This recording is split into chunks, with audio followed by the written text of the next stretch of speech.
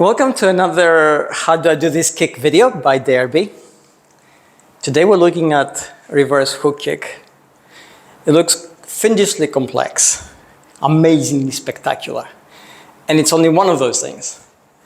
Yes, it looks spectacular, but it's not really complex.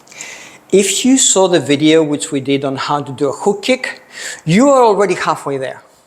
But if you haven't, and this is your first experience of how to do a spinning kick, I'm going to take you through all the different stages. I'm going to break it down. I'll tell you what to watch out for. I'm going to tell you how to do it. And what I'm hoping for is that for your health benefit, you're going to try and execute it at home. There are a lot of modalities and components which go into this kind of kick. It helps your balance, helps your flexibility, helps your 3D awareness, helps your brain develop new neuronal connections, which basically, neurologically, make you fitter and better. It helps your breathing, it helps your core strength, helps your tendon strength. It helps your sense of control, which you have when you live inside your body. And I think that's amazing. So these are the benefits you're going to have. I will say that if you're new to this and you're trying it at home, which you should, of course, if you're trying it at home, make sure you have a lot of space and it's clear around you. Whenever we do spinning kicks and we're new to this, we tend to sort of lose a little bit of sense of control of the direction of our body in 3D space when we spin. So we're not as precise to begin with, and it happens to all of us.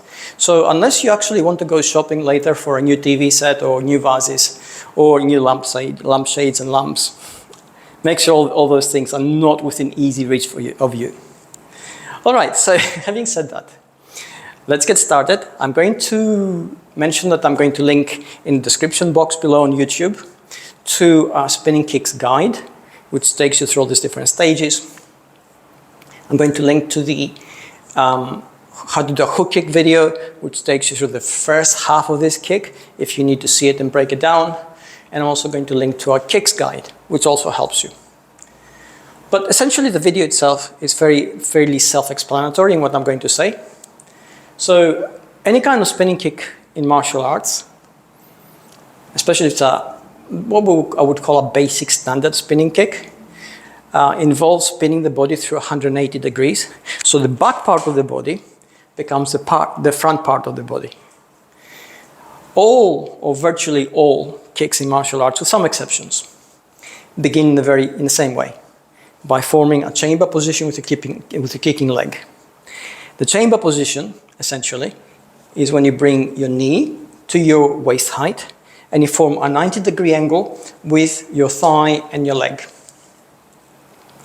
Like in most kicks, when it comes to spinning kicks, you need to decide which part of your foot you're going to strike with.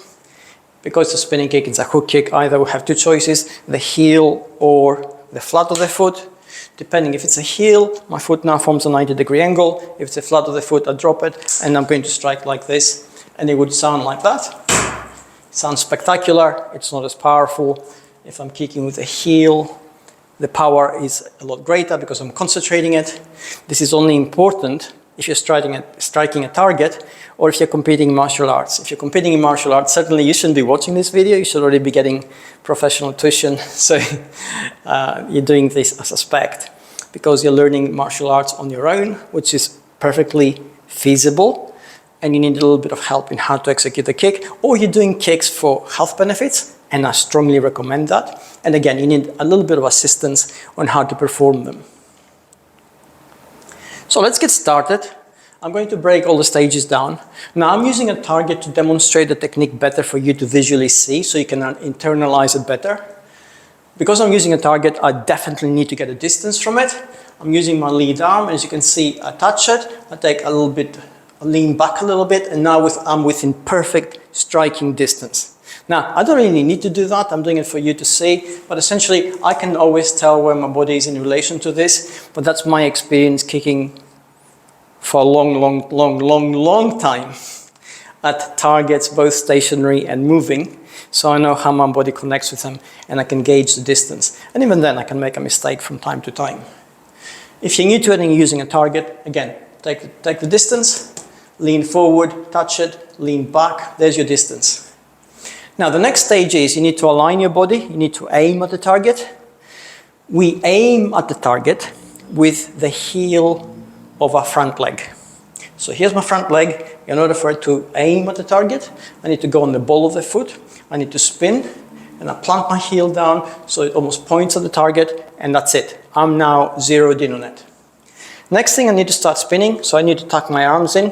You can spin with your arms out, but if you do that, your momentum is too great, and the chances for you to unbalance yourselves are a lot greater, and then that makes you feel bad, and you feel you can't do it. Whereas really, it's just a technical thing. So tuck your arms in.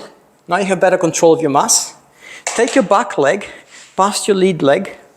So now it's a new lead leg. And the moment it's past your lead leg from here, basically, what happens is we're ready to kick. Next thing is I need to spin my head around, so I make eye contact with the target. And from here, I use the arm on the same side as my kicking leg to point at the target. I go into the chamber position, and I execute the kick.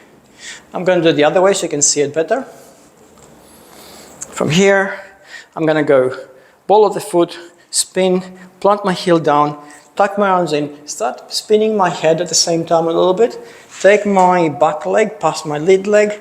The moment it's there, I have already spun my head around, I have eye contact with the target, my new lead arm points at the target, my new lead leg goes into chamber position. So from here, I just go boom, and there you go. So these are all the stages. When you do it quickly, it looks amazing. So because you're here, you're gonna go boom, like this. And if I do it on the other leg so you can see it better, from there, I spin around like that. So you can see the target moves a fair amount. You know, it's a fairly powerful kick, even when you do it slowly. Definitely spectacular. You've seen all the modalities which go into making it happen, all the different components. What I would like you to focus on, the positioning of your arms. When you're spinning, make sure you're tucked in. Your head has to spin around as quickly as possible, so your head actually has to go through a 180-degree circle.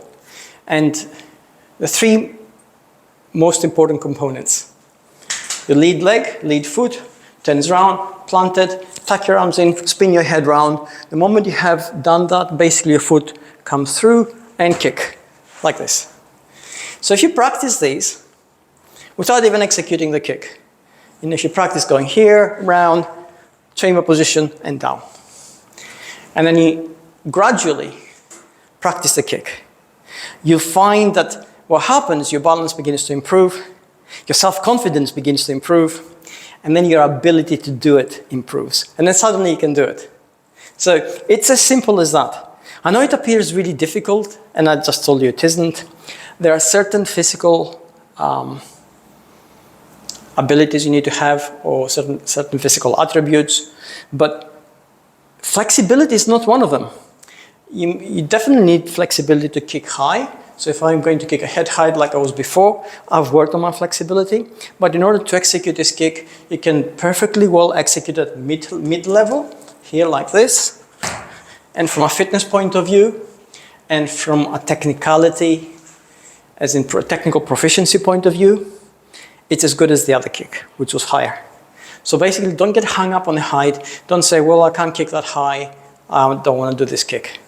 Don't go there. Try this. Challenge yourself. Try and stretch your own physical abilities. And be patient and kind with yourself, because it is a difficult thing to execute simply because of the different components that go into it, which make it harder as a whole. And that's all there is to it. I really hope this video has helped you.